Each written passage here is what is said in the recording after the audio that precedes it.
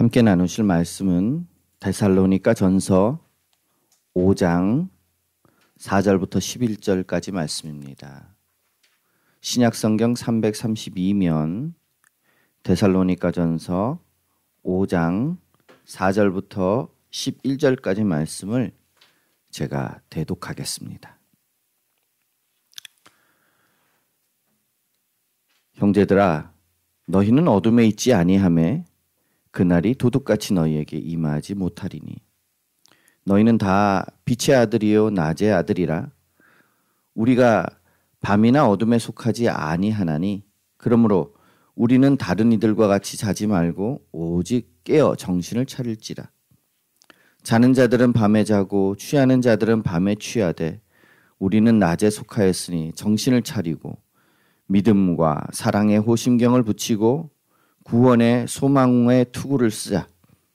하나님이 우리를 세우심은 노하심에 이르게 하심이 아니요 오직 우리 주 예수 그리스도로 말미암아 구원을 받게 하심이라.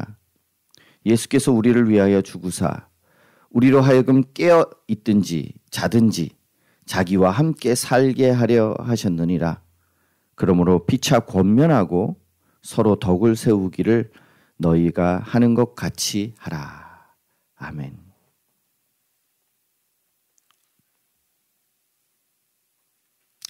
오늘은 본문 자체가 참 은혜롭습니다. 제목이 빛의 아들이라는 제목으로 은혜를 나눠보고자 합니다.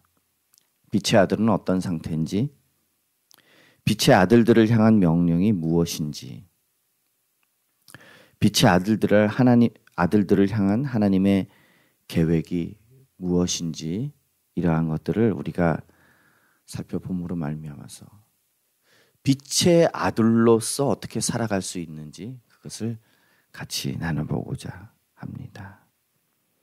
오늘 사도 바울은 데살로니가 교회 형제들을 향해서 이렇게 이야기합니다. 형제들아, 너희는 다 빛의 아들이요 낮의 아들이다. 이렇게 이야기를 합니다. 빛의 아들, 낮의 아들이다. 이거 무엇을 말하는 것일까요? 제가 항상 빛의 상태와 어둠의 상태를 이야기를 많이 했습니다. 특별히 지금 이사한 이 교회에서는 지상으로 올라왔지만 지난번 지하에 있을 때는 빛이 하나도 없을 때는 아무것도 보이지 않습니다. 빛을 탁 켜면 그때서 우리가 움직일 수가 있죠. 빛이 하나도 없을 때는 이 지상에 있을 때는 그래도 햇빛, 별빛, 달빛 이런 거라도 있지만 지하에 빛이 하나도 없을 때는 정말 아무것도 보이질 않습니다. 특별히 여기서 빛의 아들이다, 낮의 아들이다 라는 것은 밝히 볼 수 있는 자다라는 것을 의미합니다.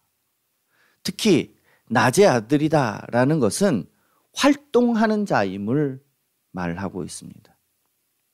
죽은 자와 살아있는 자의 차이는 무엇일까요?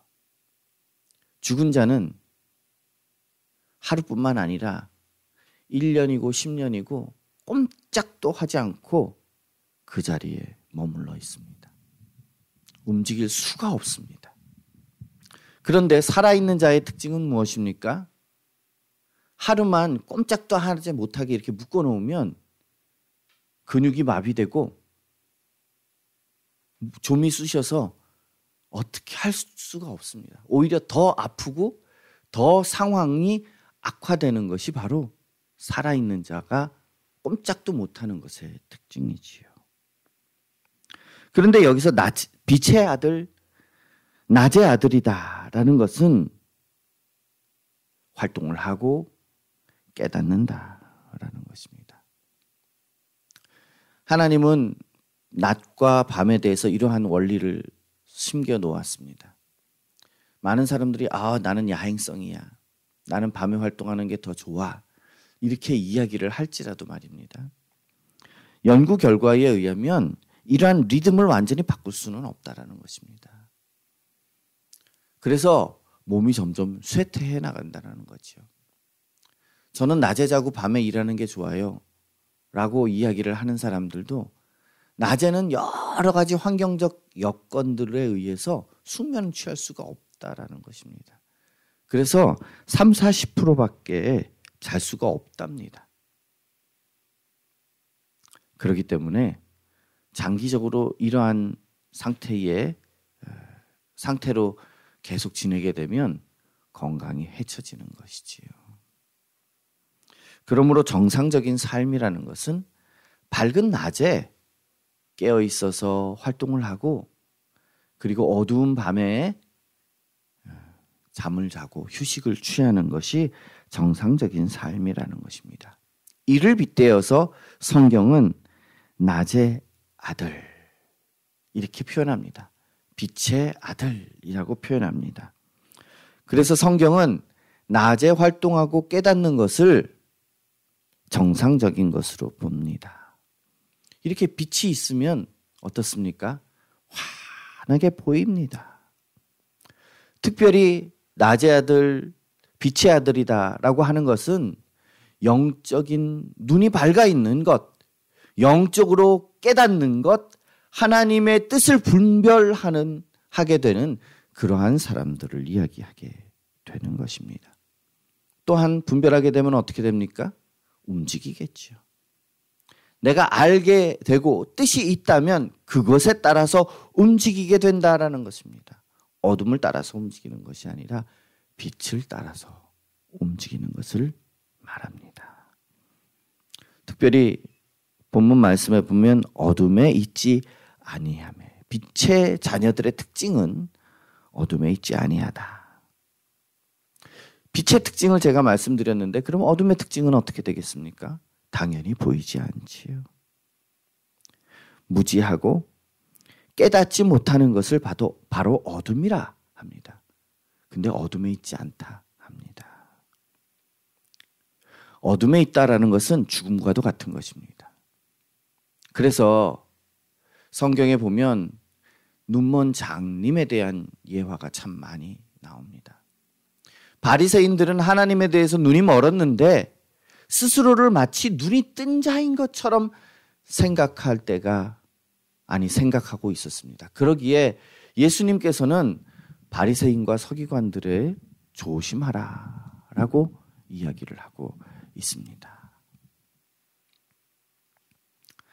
또 눈먼 것, 아무것도 보지 못하는 것을 예수님께서는 사역 중에서 눈을 뜨게 하고 보게 만드셨다라는 것입니다. 빛의 아들들은 어떻습니까? 사실은 처음부터 빛의 아들이 아닙니다. 처음부터 볼 수 있고 처음부터 깨달을 수 있었던 것이 아닙니다. 우리는 죽었던 존재이고 우리는 장님과 같은 존재였습니다. 그런데 예수 그리스도의 십자가의 그 보혈로 말미암아서 성령 하나님의 역사하심이 우리에게 있을 때에 우리는 그리스도를 발견하고 보게 되는 것입니다. 우리는 죽었던 자였는데, 우리는 장님이었는데 이제 살아났고 하나님의 뜻에 대해서, 하나님의 말씀에 대해서, 하나님의 의지에 대해서 알게 된 자다라고 합니다. 그래서 어둠에 있지 아니하다라는 것은 깨달음이 없는 것에 머물러 있지 아니하다라는 것을 이야기합니다. 그리고 특별히 그것은 내 뜻대로 사는 삶이 아니라, 죽음이라는 것은 내 마음대로 사는 삶, 나 의지적으로 사는 삶을 이야기하지만 빛 가운데 있다라는 것은 그리스도 주도적으로 사는 삶을 말하는 것입니다. 그래서 갈라디아서에도 이야기합니다. 내가 그리스도와 함께 십자가에 못 박혔나니 그런즉 이제는 내가 산 것이 아니요 오직 내 안에 그리스도께서 사신 것이라. 그래서 우리는 먹든지 마시든지 무엇을 하든지 하나님을 위해서 사는지 아니면 나를 위해서 사는지 점검해 보아야 할 것입니다. 내가 사는 것은, 나 주도적으로 사는 것은 어둠에 있는 것입니다. 그러나 그리스도를 위해서 그리스도를 중심으로 사는 것은 빛에 사는 것입니다. 무엇을 결정하든지 간에 우리는 내 마음이 아닌 주님의 뜻대로 결정하는 것을 말하는 것입니다. 또한 오늘 말씀은 도둑같이 너희에게 임하지 못하리니 라고 말합니다. 사람에게는 누구에게나 심판의 때가 있습니다. 누구나 평가받을 때가 있습니다. 우리는 삶 가운데 준비될 때 그날이 도둑같이 이르지 아니하는 것입니다. 이 세상에서도 그러한 예는 많이 있습니다. 여러분들 시험 때 어떻게 합니까? 시험 때 열심히 준비하고 대비하는 사람들은 당황하지 않습니다. 그런데 평상시에 준비하지 않던 사람이 시험 때를 맞이합니다. 순식간에 시간이 지나간 것 같습니다. 언제 시험 때가 왔지? 그리고 불안에 떨면서 시험 장소로 들어갑니다. 시험이 코앞인데 아무것도 준비되어 있지 않으면 결과는 뻔합니다. 그러나 평소에 지속적으로 준비한 사람은 시험이 오더라도 당황하지 않게 되는 것입니다. 성경에도 마태복음 25장에 이러한 비슷한 이해가 나와 있습니다. 지혜로운 5 처녀와 미련한 5 처녀 이렇게 설명하고 있습니다. 지혜로운 5 처녀는 기름을 준비합니다. 신랑을 맞이하기 위해서. 그러나 미련한 5 처녀는 기름을 따로 더 준비하지 않습니다. 그냥 지금 가진 것으로서 지금 현재 즐기는 것들이 충분하니까 준비를 하지 않습니다. 그리고 어느 날 갑자기 신랑이 옵니다. 기름을 준비했던 5 처녀는 기쁨으로 신랑을 맞이하지만 미련한 5 처녀는 준비되어 있지 않기 때문에 당황합니다. 그제서야 기름을 준비하려고 밖에 나갔다 오니까 이미 문은 닫혀져 있습니다. 쾅쾅쾅쾅 문 좀 열어주세요. 저희가 왔습니다. 신랑은 이야기합니다. 내가 도무지 너희를 알지 못한다. 바깥 어두운 곳에서 슬피 울며 이를 갈리라.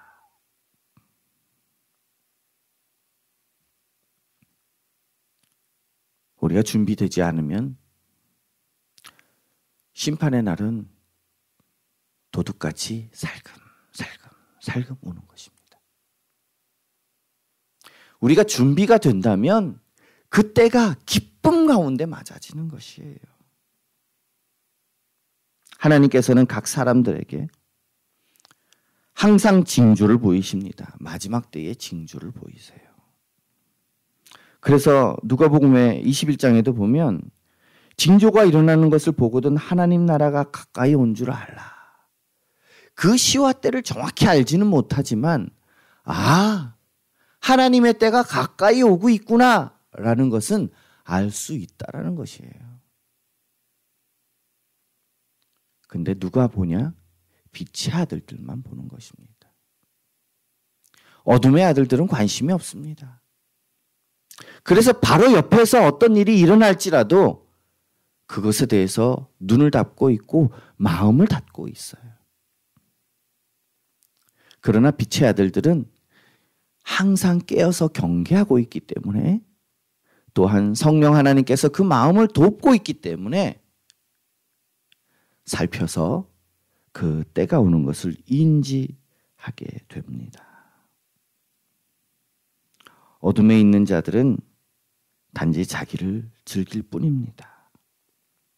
지금 이때 즐길 것만 찾다가 성경은 그것을 자기 배만 위한다 이렇게 이야기합니다. 그러다가 하나님의 때를 볼 수가 없습니다. 그러나 낫의 아들들은 하나님의 환한 빛 가운데 있습니다. 하나님의 환한 빛 가운데 있는 것을 신학적으로는 성령의 조명하심, 성령의 빛을 비춰주시는 거죠. 이렇게 이야기를 합니다. 환하게 밝게 보이시는 사역, 그것이 바로 성령께서 하시는 사역입니다.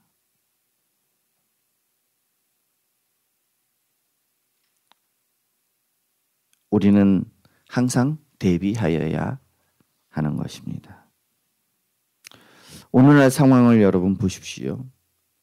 두렵기만 합니까? 아니면 오늘의 상황을 통해서 하나님께서 우리에게 가르치시고자 하는 것이 무엇일까? 이것이 보이십니까? 그냥 단지 누가 어떻다, 누가 저렇다, 누구 때문이다, 저 사람 때문이다, 이것이 중요한 것이 아닙니다. 우리는 항상 지금 현재 상황을 누구 때문이다 라고 떠넘기고 싶어하는 마음이 클 수 있습니다. 그것이 우리의 본성이거든요. 그러나 우리가 기쁨 가운데 있든지 우리가 어려움 가운데 있든지 간에 그리스도인의 존재 이유는 그것을 통해서 하나님의 뜻을 발견하는 것이다 라는 것입니다. 도둑같이 임한다는 것은 전혀 인식할 수 없는 것이지요. 성령께서 하나님께서 도우신다면 분명히 우리는 볼 수 있게 될 것입니다. 그래서 오늘 말씀은 이야기합니다. 어둠에 속하지 아니하며. 어둠 그러면 무엇이 떠오르십니까, 여러분? 어둠은 지옥이요 마귀입니다. 어둠에 속했다라는 것은 마귀에 속했다라는 것을 이야기합니다. 마귀는 속이는 자요, 거짓말하는 자요, 노략하는 자요, 이기적인 자로서 그 결과는 멸망입니다. 그러므로 어둠에 속했다라는 것은 이 마귀의 길, 속이고 거짓말하고 노력하고 이름으로 말미암아서 그 안에는 두려움이 가득한 거예요. 그러므로 결과는 멸망인데 거기에 속한 자도 역시나 멸망으로 가는 것입니다. 하나님께서는 사도 바울을 통해서 우리에게 행할 길을 명령하십니다. 이 명령의 첫 번째는 자지 말고 깨어, 이렇게 이야기합니다. 잔다는 것은 죽음과 같은 것들을 의미한다고 아까 말씀을 드렸습니다. 어둠에 있는 것입니다. 특히 낮에 잔다라는 것은 두 가지 이유입니다. 하나는 아프거나 또 하나는 게으르거나. 자지 말고 깨어 있으라는 것은 건강하라는 명령인 것입니다. 그리고 게으르지 말라라는 명령입니다. 자야 할 때 자고 깨어 있어야 할 때 깨어 있으라는 것이지요.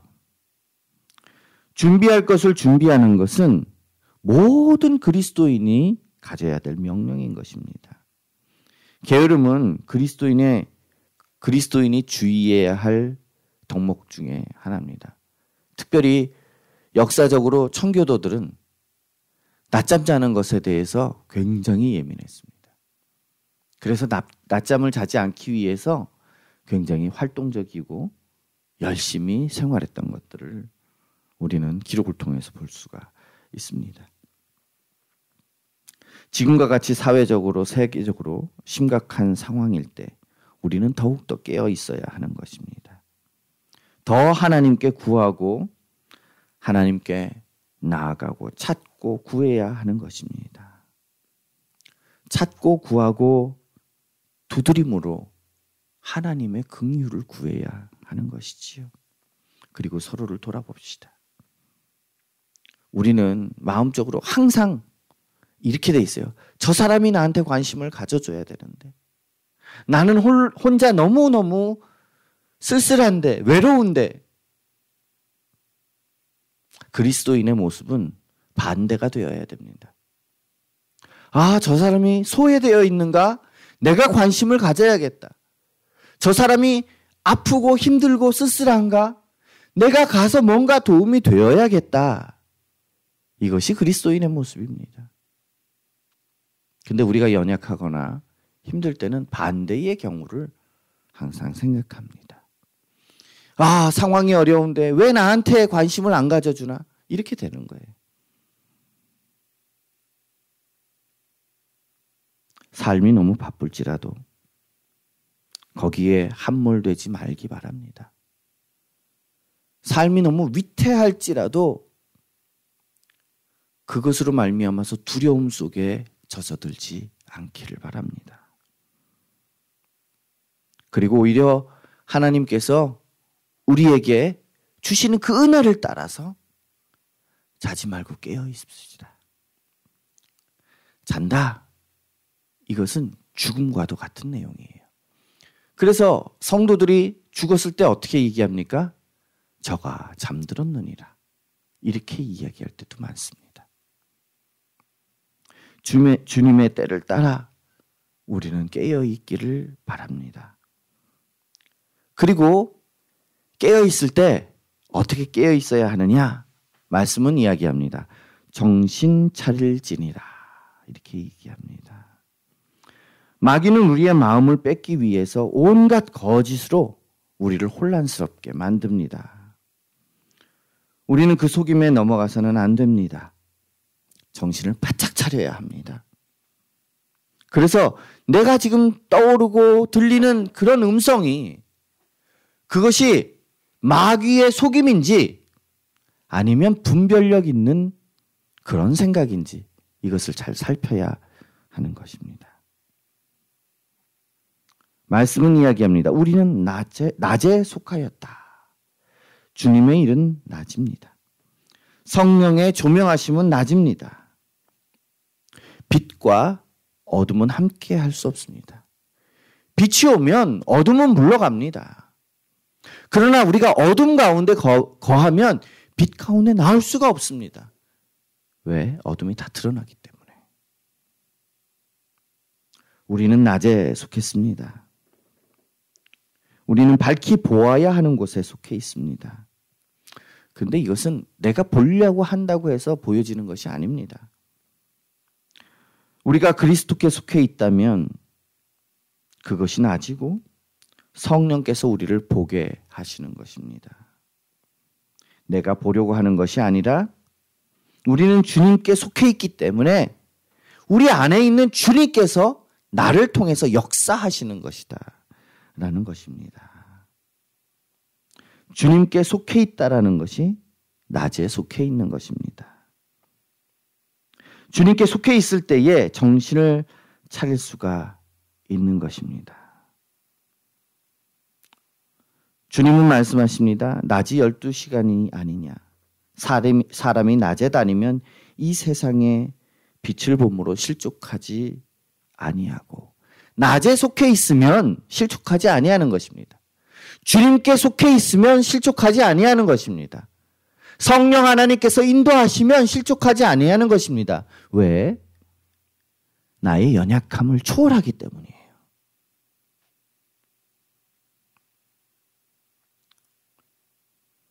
그리고 말씀하십니다. 호심경을 붙이고 구원의 소망의 투구를 쓰고 말씀으로 말미암아서 우리를 보호하는 것입니다. 주님의 말씀이 우리를 보호하는 것입니다. 내가 말씀을 지켜나가기 때문에 내가 뭘 했기 때문에가 아니라 그것을 따를 때에 그 말씀이 나를 보호하는 것입니다. 말씀의 능력은 큽니다. 말씀은 살아있고 활력이 있어서 좌우의 날선 어떤 검보다 예리하여 영과 혼과 및 관절과 골수를 찔러 쪼개며 마음의 생각과 뜻을 판단한다. 이렇게 말씀하고 있습니다. 우리가 정신 차릴 수 있는 이유는 내가 열심히 하고 뭐 어떻게 하기 때문이 아니라 내가 말씀을 붙들고 예수 그리스도의 뜻을 붙들 때에 그 말씀이 나를 지켜 나간다라는 것입니다. 말씀이 나를 정신 차리게 만드는 것이에요. 나의 열심히 정신 차리게 만드는 것이 아니라 말씀이 나를 정신 차리게 만듭니다. 여러분들 말씀 열심히 읽고 계시지요? 말씀 열심히 읽고 계시지요? 말씀 열심히 읽고 계실 줄 믿습니다. 말씀이 우리를 살려야 하고 말씀만이 우리를 살립니다. 우리를 정신 차리게 하는 것입니다. 한국 속담에도 호랑의 굴이 잡혀가도 어떻게 하면 산다? 정신 차리면 산다. 한국 속담에도 있어요. 근데 그리스도인이 정신 차릴 수 있는 유일한 길은 말씀밖에 없다라는 거예요. 그냥 막연하게 나 예수님을 믿어야지. 그런다고 정신 차려지지 않습니다.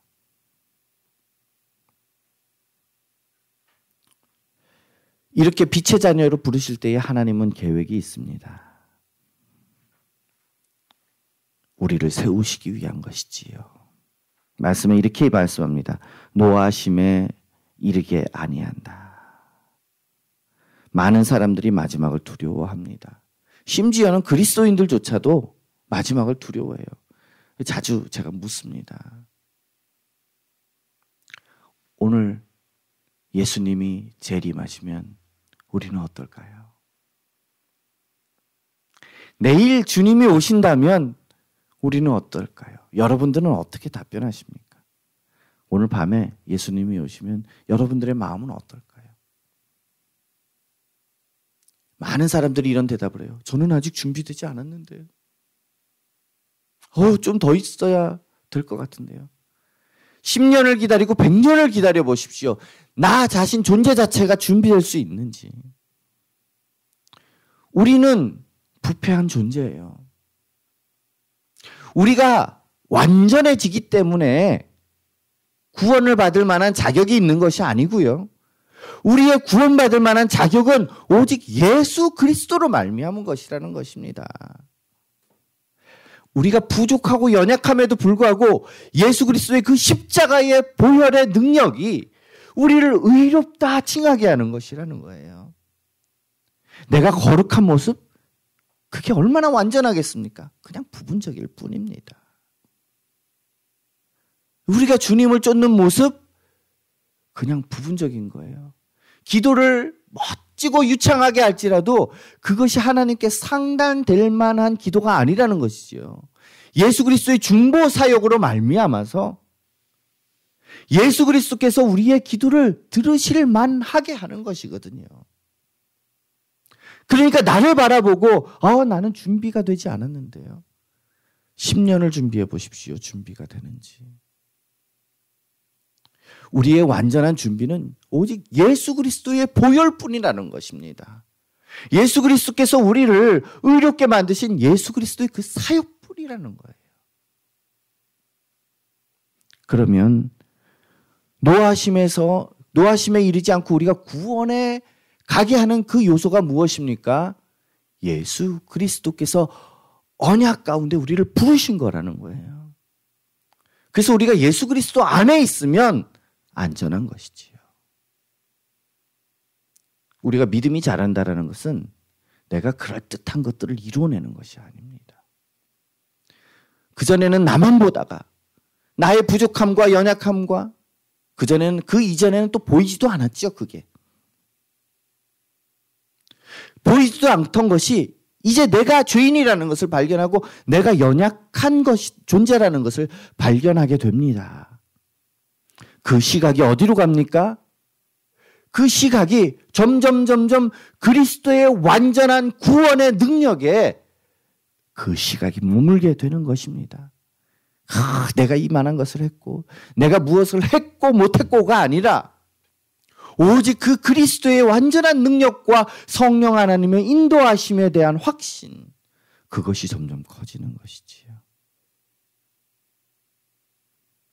그래서 나는 온데간데 없고 예수 그리스도만 보여지는 것. 그것이 참 믿음이라는 것입니다. 그래서 예수 그리스도로 말미암아서 노하심에 이르게 하지 않는다라고 오늘 말씀은 이야기하는 거예요. 그래서 그 결과는 뭡니까? 구원입니다. 구원. 9절에 구원받게 하심이라 이렇게 이야기하지요. 여러분, 나는 구원이 보입니까? 아니면 여전히 나의 부족하고 연약하고 오늘도 이것을 못하고 저것을 못하고 그것이 보입니까? 물론 그것은 경계하는데 아주 중요한 요소기는 하지요. 그런데 그것이 마치 나의 구원을 이루고 못 이루고 할 요소인 것처럼 보여지지 않기를 바랍니다. 예수님께서는 우리의 죄를 다 십자가에 못 박아 버리셨어요. 본인이 친히. 그리고 죽음에 이르십니다. 그걸로 끝입니까? 아닙니다. 예수 그리스도는 그 모든 죄를 다 십자가에 못 박은 다음에 친히 부활하십니다. 그리고 부활하시고 오늘 이 말씀을 하십니다. 자기와 함께 우리를 살리려 하심이라. 예수님의 부활은 그냥 예수님의 살아나셨다가 아니라 우리를 그렇게 살리게 하기 위해서 부활하신 것이다 라고 오늘 말씀은 이야기합니다. 고린도전서도 이야기합니다. 죽은 자의 부활도 한 사람 예수 그리스도로 말미암는도다. 그러니까 우리의 부활이 예수 그리스도로 말미암는다라고 이야기를 하고 있는 것입니다.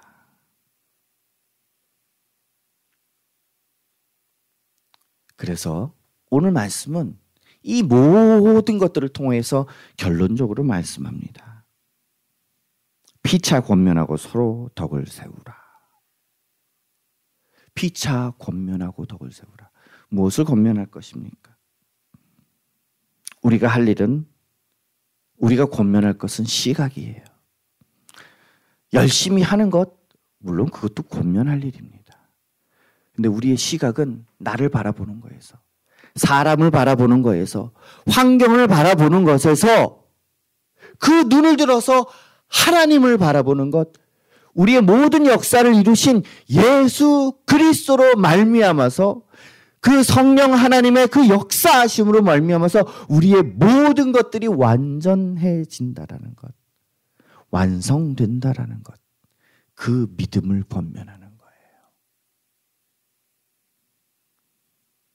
우리가 무엇을 바라보느냐는 우리에게 어떤 열매가 맺느냐를 결정합니다.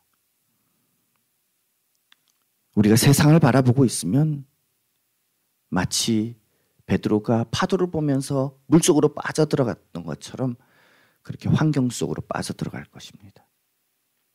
그러나 우리가 예수 그리스도의 계획과 그분의 섭리하시는 역사를 바라본다면 우리의 열매는 삶을 이기는 능력이 될 것입니다. 그리고 서로 덕을 세우라. 덕을 세우는 것은 모범을 보이는 것이지요. 내가 먼저 하는 것입니다. 요구가 아니라 내가 먼저 하는 것이다 라는 것입니다. 오늘 우리는 빛의 자녀로 부르심을 받았습니다. 그러면 하나님의 빛이 모든 환경과 관계와 나의 삶 속에서 환하게 비춰져서 오직 예수 그리스도만이 우리에게 조명되어서 그 능력이 나타나는 은혜가 우리 안에 넘쳐지기를 축복합니다. 기도하시겠습니다. 하나님, 빛의 자녀답게 주님만 의지하며 살게 하옵소서.